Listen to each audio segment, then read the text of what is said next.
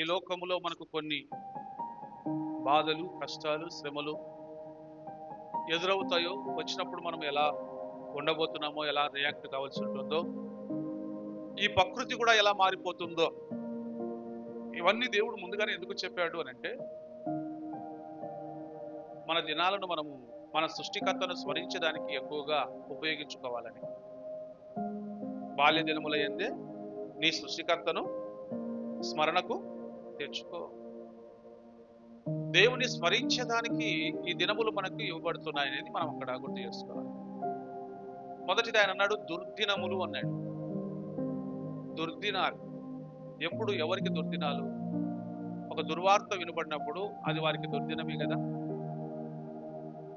ఒక బస్సు కర్నూలు దగ్గర దహనం అయిపోయింది కదా. బెంగళూరుకి వెళ్ళే వాళ్ళు మార్గ మధ్యంలోని వాళ్ళ జీవితాలు కాలి బూడిదైపోయినాయి కదా. మాంసపు ముద్దలు, ఎముకల గూడు, ఆ సీట్లు అన్ని కూడా కాలిపోయి దగ్ధమైపోయి, ఫ్యామిలీ ఒక కుటుంబంలో భార్య, భర్త, 2 పిల్లలు, చూడండి 10ల సంఖ్య. ఇది దుర్దినమే కదా. ఇవే కాదు, ఇంకా ఎన్నో జరుగుతూనే ఉంటాయి. ఈ దుర్దినాలు అనేవి మన జీవితంలోకి ఎంటర్ కాకముందే మనకు ఉండాల్సినటువంటి ఒక మెలకువను గురించి అని చెప్తున్నాను. ఇవన్నీ ప్రకృతిలో జరిగేటివి కొన్ని, కానీ ఆత్మీయంగా కూడా కొన్ని దుర్దినాలు ఉన్నాయి. మీకు ఒక మాట చెప్తాను. ఈ దుర్వార్త విన్నప్పుడు ఆ ఇంటి వాళ్ళంతా, ఇదిగో బెంగళూరు నుంచి ఒక పండగకు వచ్చారు, ఒక ఫంక్షన్కి వచ్చినారు, లేక పెద్దవాళ్ళని చూసేదానికి వచ్చినారు, సంతోషంగా గడిపినారు, తిరిగిపోయారు. మార్గ మధ్యలోని జీవితం ఆగిపోయింది. అది ఆ ఇంటి వారికి దుర్దినం. ఆ యాక్సిడెంట్ అయినటువంటి ఆ బైకర్ కూడా తెల్లవారితే అతనికి ఒక పెళ్లి చూపులు, కానీ బాగా తాగినాడంట. ఆ పెట్రోల్ బంక్ దగ్గర ఒకసారి పెట్రోల్కి పోయినది అది కూడా వైరల్ అవుతా ఉంది. ఆ సమయంలోనే అక్కడ పెట్రోల్ లేదు, దానికి అక్కడ క్రాస్ చాలా బండి సరిగ్గా తోలేకపోయినాడు, కనపడింది. అది కూడా ఒక అరగంట సేపట్లోనే, ఒక గంట వ్యవధిలోనే ప్రమాదానికి గురైనాడు. ఆ బండి వాడు ఈడ్చుకుని పోవడంతో కింద ఫైర్ అయిపోయింది. తెల్లవారి పెళ్లి చూపు లేదు, అదే ఆఖరి చూపు కూడా అయిపోయింది. పెళ్లి చూపు లేదు, ఆఖరి చూపు. అట్లా ఈ దుర్దినం అనేది ఒక వార్త వినబడితే ఎంత భయంకరంగా ఉంటుందో చూడండి. ఆత్మీయంగా కూడా కొన్ని దుర్దినాలు ఉంటాయి. అది ఎలా ఉంటుందంటే, మీకు పాత నిబంధన గ్రంథంలో జరిగినటువంటి ఒక సందర్భాన్ని గుర్తు చేస్తారు. మన పూర్వీకులకు ఎదురైనటువంటి ఒక అనుభవం.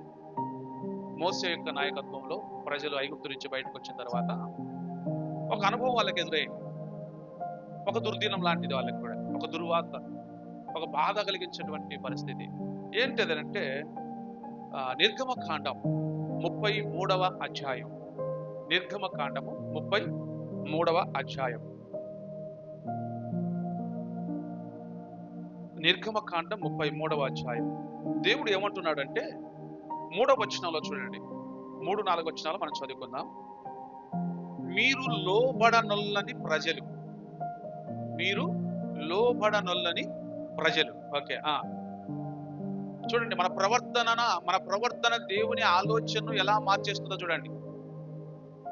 మన ప్రవర్తన మన మీద దేవునికి ఉన్నటువంటి ఇంట్రెస్ట్ను తగ్గించి, మన మీద ఉన్నటువంటి ప్రేమను తగ్గించి, మన మీద ఉన్నటువంటి జాలిని తగ్గించి, ఆయన తన నిర్ణయాన్ని మార్చుకునేటట్లు చేస్తుందట.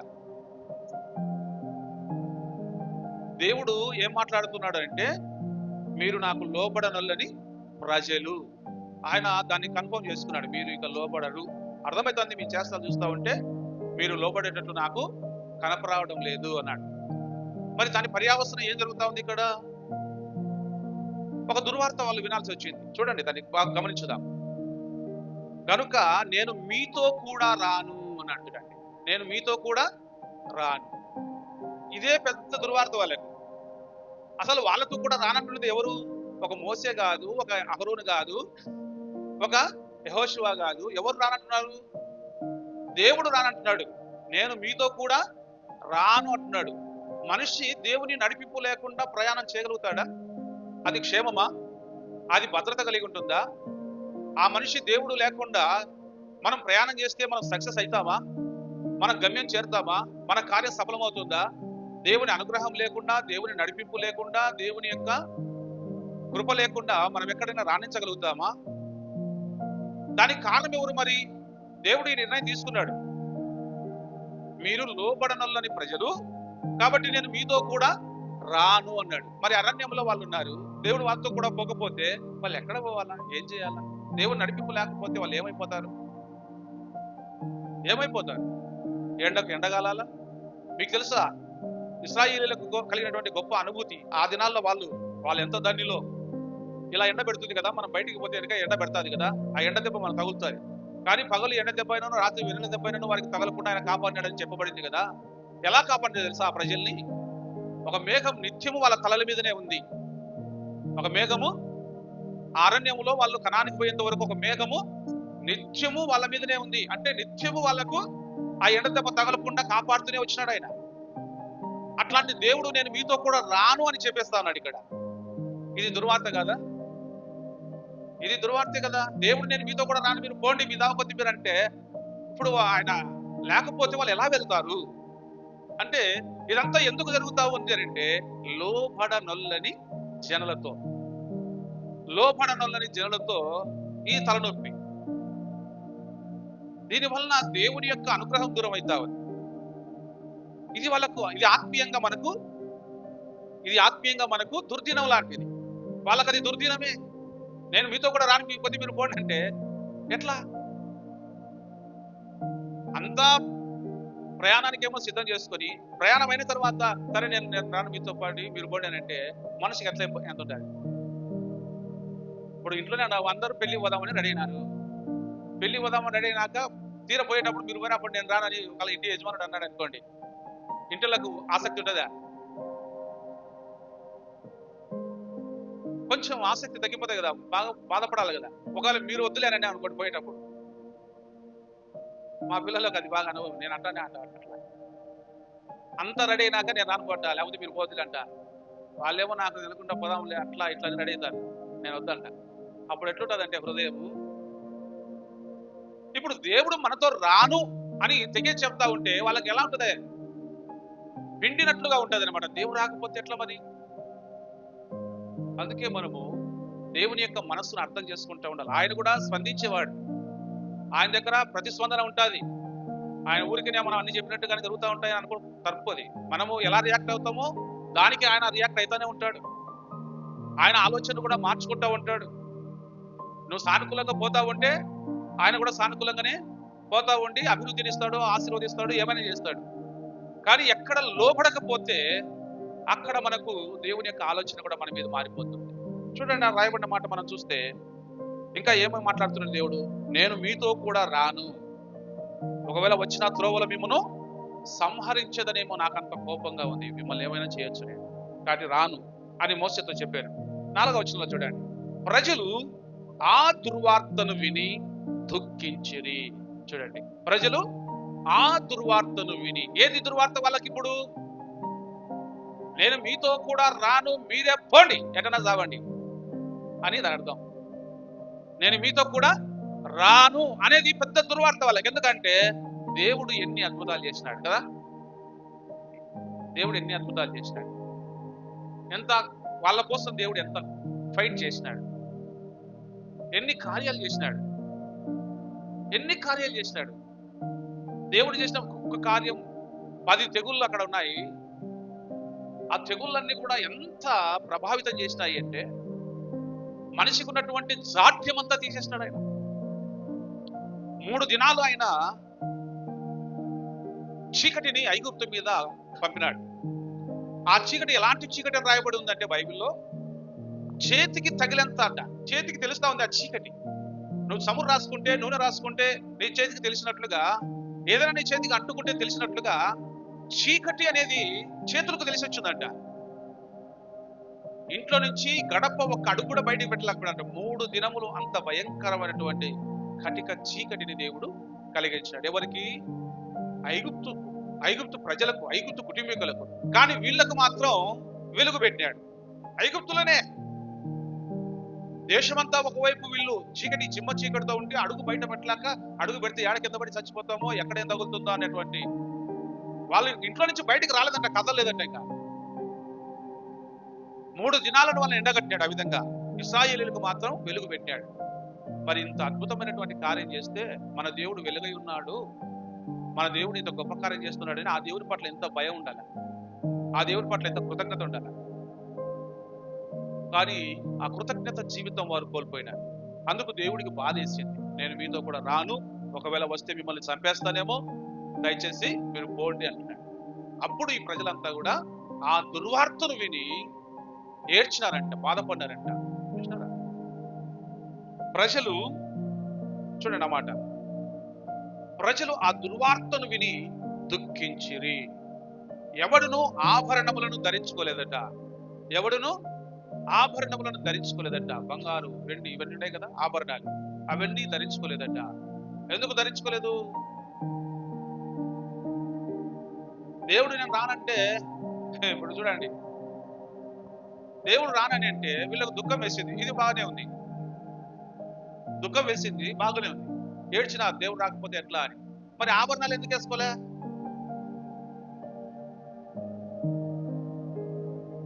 ఎందుకు వేసుకోలే?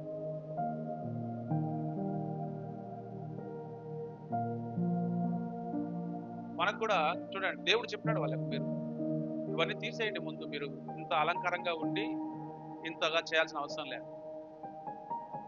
ఎందుకంటే దేవునికి కోపం వాళ్ళు ఎట్లా తెప్పించినారంటే, ఎందుకు దేవుని కోపం వచ్చింది, ఎందుకు దేవుడు నేను మీతో కూడా రానని నిర్ణయం తీసుకున్నాడంటే, వాళ్ళ దగ్గర ఉన్నటువంటి బంగారం అంతా వాళ్ళు పోత పోసి దూడ చేసుకున్నారు. వాళ్ళు పోత పోసి దూడ చేసుకొని దానికి సాగిల పట్టి నమస్కారం చేసినారు.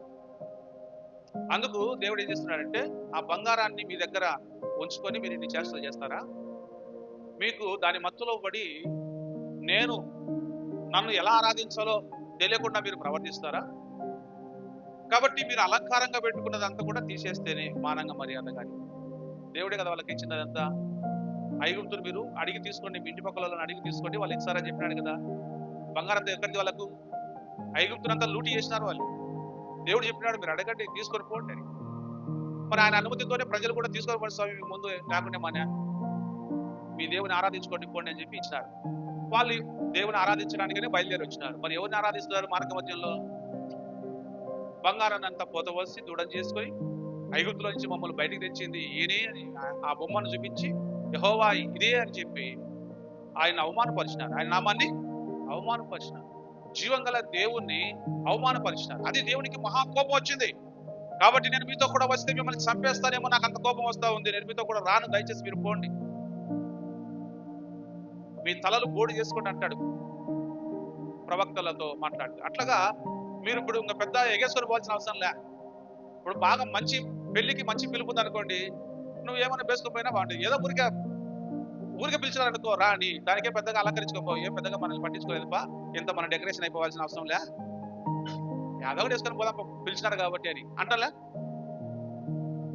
మనకు బాగా ప్రాధాన్యం ఉండి ఆడ అంతా మనమే చూసుకోవాలనే చోట ఎట్లుంటాం మనం?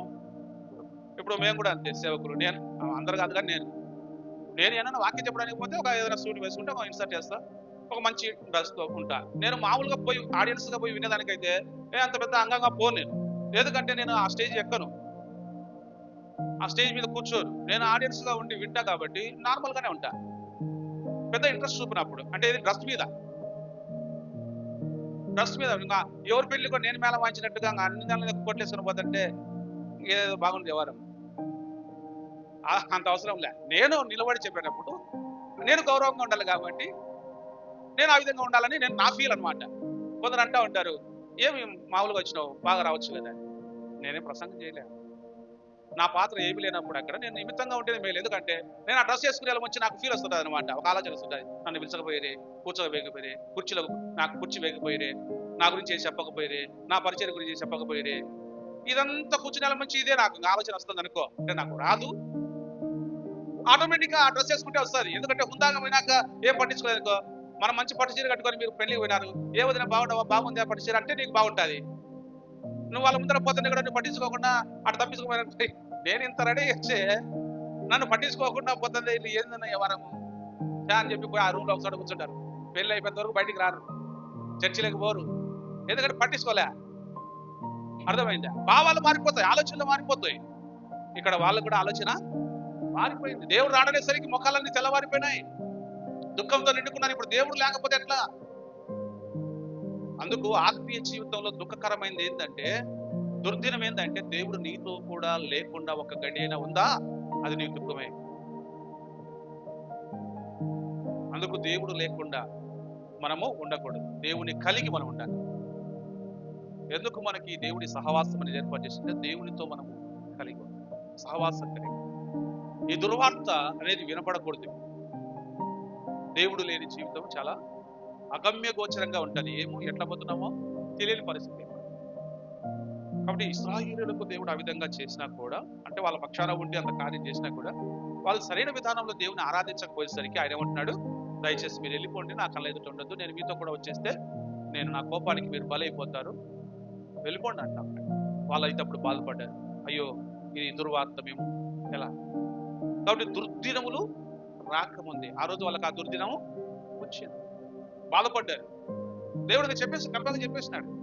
మోసే ఆ తర్వాత అడుగుతాడు. ఇక్కడ చూడండి, మీరు బాగా గమనించాలి, దేవుని నడిపింపులో తేడా వచ్చింది. ఇప్పుడు దేవుడే వెంట ఉండి జరిగిస్తా వచ్చినాడు, ఇప్పుడు నేను రాను అన్నాడు. మరి ఎట్లా అంటే ఆయన అంటాడు, నా సన్నిధి వస్తుంది పో నీతో కూడా అన్నాడు. నా సన్నిధి నీతో కూడా వస్తుంది. నేను రాకుండా, ఇప్పుడు చూడండి, మనం వెళ్ళకుండా మన గిఫ్ట్ పంపించడం, మనం వెళ్ళకుండా మన తరపున మనిషిని పంపించడం, మన తరపున గిఫ్ట్ పంపించడం, ఏది ప్రయోజనకరం మనకు? మామూలుగా అయితే ఇప్పుడు ఎమ్మెల్యేని పిలిచినాం అనుకో, ఎమ్మెల్యే వస్తే ఒక గౌరవం, ఎమ్మెల్యేని పిలిచినప్పుడు ఎమ్మెల్యే రాకుండా బిజీగా అని చెప్పి ఎమ్మెల్యే మనిషిని పంపించాడు అనుకో, ఎమ్మెల్యే వచ్చినంత సంతోషం మనకు కలగదు, ఎమ్మెల్యేకి ఇచ్చినంత గౌరవం ఎమ్మెల్యే పంపించిన వ్యక్తి కూడా మనము ఇవ్వం. అంటనా? సత్య, అంతే కదా. కానీ చాలా తేడా వస్తుంది. కాబట్టి దేవుడు నేను మీతో రాననేసరికి వీళ్ళకి బాధ అయింది. మరి ఎలా? మోసే అంటున్నాడు, నువ్వు రాకపోతే ఎట్లా మరి పరిస్థితి? మేము ఎట్లా పోవాలా? ఇది సాధ్యమా? మేము పోలేం. నువ్వు అసలు రాకపోతే నేను వీళ్ళకి తీసుకునే పోలేను. అవసరమైతే నా పేరు జీవగ్రంథం నుంచి కొట్టేసి మమ్మల్ని క్షమించంటాడు ఆయన. దేవుడు ఏమంటాడంటే, ఎవడు నా ఎదుట పాపం చేస్తాడో వాడి పేరే తీసేస్తా, కానీ నీ పేరు ఎందుకు తీసేస్తా? సరే, నువ్వు అడుగుతా ఉన్నావు కాబట్టి, నేను రానని చెప్పినా కాబట్టి ఇంతలోనే నేను నిర్ణయం మార్చుకోను, ఇంకొక వెసులుబాటు నీకు ఇస్తాను. ఏంటంటే, నా సన్నిధి నీతో కూడా వస్తుంది, పోండి అని చెప్పినాడు. నా సన్నిధి మీతో కూడా వస్తుంది అని చెప్పినాడు. నా దూతను నేను మీకు ముందుగా పంపుతాను అని చెప్పినాడు. చూడు, దేవుడే దగ్గర ఉండి నడిపించే టైం పోగొట్టుకొని ఇప్పుడు దేవుని దూత, దేవుని సన్నిధి, దానికి తేడా ఉంటుంది. ఇప్పుడు ప్రజలందరికీ దేవుడు అందుబాటులో లేడు. ఆ తర్వాత ప్రారంభమైంది ఏమైంది తెలుసా? ఇప్పుడు దేవుడు సన్నిధి పంపుతానన్నాడు, దేవుడు సన్నిధి తోడుగా ఉంటాడు. అప్పుడు మోసే ఏం చేసినాడంటే, ఉన్న పాట దేవుడు మళ్ళా కొండ మీదకి పిలిచి మాట్లాడి గైడెన్స్ ఇచ్చి పంపిస్తే దిగొచ్చి, అప్పుడు గుడారాలలోనే దేవుడు ఉన్నాడు కదా వాళ్ళతో పాటు. ఇప్పుడు ఆ గుడారాన్ని తీసి సమాజానికి వెలుపట గుడారాన్ని వేసినాడంట. వెలుపట గుడారాన్ని వేసి ఏం చేసినాడంటే, ప్రత్యక్షపు గుడారము అని పెట్టేసినాడు దానికి. అంతవరకు తమతోనే ఉన్నాడు దేవుడు. కానీ ఎప్పుడైతే వీళ్ళు తిరుగుబాటు చేశారో, అవిధేయత చూపారో, నేను మీతో కూడా రానన్నాడు. ఎట్లా రాకుంటే అని చెప్పి మోసే బతిమలాడితే, సరే నా సన్నిధి మీతో కూడా ఉంటుందని చెప్పి అప్పుడు ఏం చేసినాడంటే, నేను అంటే మోసేకి చెప్తాడనమాట, గుడారాన్ని వేయమని చెప్తాడు. గుడారం ఎట్లా వేస్తాడంటే, ఇళ్లలో ఉన్న గుడారాన్ని తీసేసి, అందరితో పాటు తీసేసి ఊరెలు పడిపోతాడు, వెలుపలికి వెళ్తాడు. వెళ్ళి అక్కడ గుడారం వేసి దానికి ఎప్పుడైనా ప్రత్యక్షపు గుడారం అన్నాడు. దేవుడు ప్రత్యక్షమయ్యే గుడారం. ఇప్పుడు మోసే మాత్రమే అక్కడికి వెళ్తాడు. దేవుడు చెప్పిన వాళ్ళు అక్కడికి వెళ్ళాలి. ఎవరైనా దేవుడు కావాలనుకున్న వాళ్ళు అక్కడికి వెళ్ళాలి. మారిపోయింది, సిస్టమ్ మార్చేసినాడు దేవుడు. మీరు అవన్నీ కూడా ఇక్కడ చూడొచ్చు. చూద్దాం 33 చదువుదాం దేవుని యొక్క మాట. ఒక అవిధేయత ఎంత ప్రమాదానికి వాళ్ళకు చూడండి. వాళ్ళ ఆభరణాలు తీసేసిన తర్వాత 7వ వచనంలో చూడండి, 33:7. అంతటా మోసే గుడారమును తీసి పాలెము వెలుపలికి వెళ్ళి పాలెమునకు దూరముగా దాన్ని వేసి దానికి ప్రత్యక్షపు గుడారం అని పేరు పెట్టాడు. చూసారా? ప్రత్యక్షపు గుడారం అని పేరు పెట్టాడు. తర్వాత యెహోవాను వెదికిన ప్రతి వాడును పాలెమునకు వెలుపలనున్న ఆ ప్రత్యక్షపు గుడారమునకు వెళ్ళుచు వచ్చాడు. చూడండి, ఇప్పుడు ఎవరైనా దేవుడు కావాలనుకునేవాడు, దేవునితో మాట్లాడాలనుకునేవాడు, దేవుడికి చెప్పాలనుకునేవాడు గుడారానికి వెళ్ళి రావాల్సి వచ్చింది. చూసారా? యెహోవాను వెదికిన ప్రతివాడు పాలెమునకు వెలుపలనున్న ఆ ప్రత్యక్షపు గుడారమునకు వెళ్ళుచు వచ్చాను. మోసే ఆ గుడారమునకు వెళ్ళినప్పుడు ప్రజలందరూ లేచి ప్రతివాడు తన గుడారపు ద్వారమందు నిలిచి అతడు ఆ గుడారంలోనికి పోవు వరకు అతని వెనుక తట్టు నిదానించి చూచుండెను. ఆ గుడారంలోకి పోయినప్పుడు మేఘ స్తంభము దిగి ఆ గుడారపు ద్వారమందు నిలువగా యెహోవా మోసెతో మాట్లాడుచూ ఉండేను. ఈ విధంగా అన్నమాట. అప్పుడు మోసే అక్కడ అడిగినాడు. చూడండి, 13-14 చదువుదాం. దేవుడు 12 నుంచి చూస్తే ఆయన అడుగుతున్నాడు.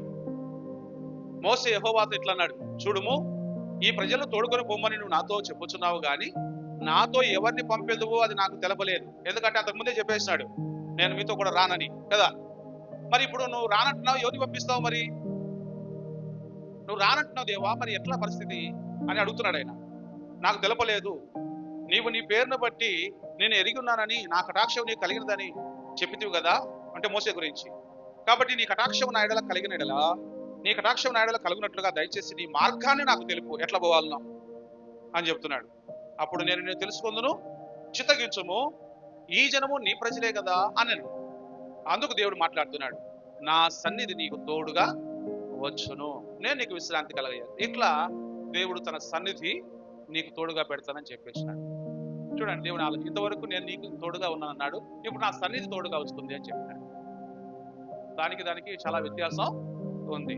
ఆ తర్వాత నిబంధనలు, గుడారప సేవ, ఇవన్నీ కూడా అనుమతించి ఏ విధంగా ప్రజలు దేవుని దర్శించాలా, ఏ విధంగా మోసేకి చెప్పుకోవాలా, అహరోనుకి చెప్పుకోవాలా, ఈ సిస్టమ్ అంతా వచ్చేసింది అనమాట. కాబట్టి దుర్దినములు రాకముందే అన్నాడు. దుర్దినములు రాకముందే జాగ్రత్త పడాలి. దుర్దినాలు వచ్చిన తర్వాత ఇంకా దేవుని నిర్ణయం మారదు. దానికి ఇంకొక వెసులుబాటు ఇస్తాడు తప్ప మారదు. నేను రానన్నాడు, చెప్పేసిన తెగేసి. ఇప్పుడు ఏం చేసినాడు? సన్నిధి తోడుగా వస్తుంది, పో, వెళ్ళిపోవాలి, దూతను పంపుతాను పో అన్నాడు. దేవుడే స్వయంగా మనతో ఉంటే ఎలా ఉంటుంది, దూతను పంపిస్తే ఎలా ఉంటుంది? తేడా ఉంటుంది కదా. అలాగైపోయింది అన్నమాట. అయితే యేసుక్రీస్తు ప్రభువారు వచ్చిన తర్వాత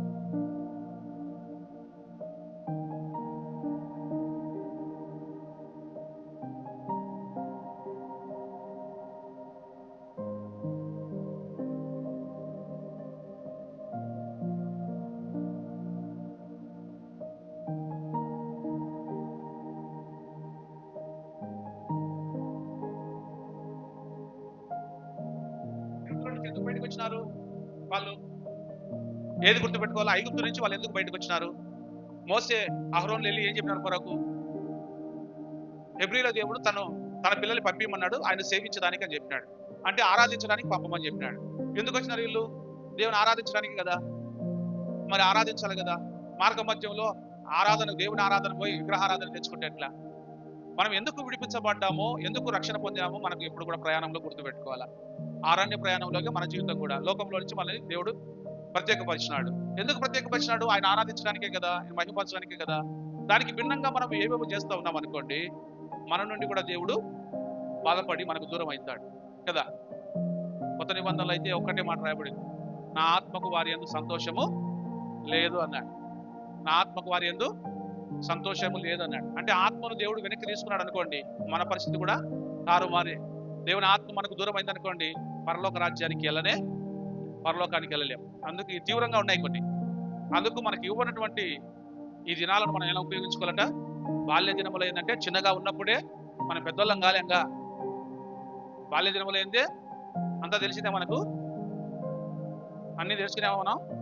ఈ పొద్దుటికి ఇంకా సరిగ్గా ఆరాధన చేసేది రాలే కదా, సరైన పదాలు వాడలేకపోతా ఉన్నాం, సరిగ్గా దేవుని స్తుతించలేకపోతా ఉన్నాం, సరిగ్గా వెంబడించలేకపోతా ఉన్నాం.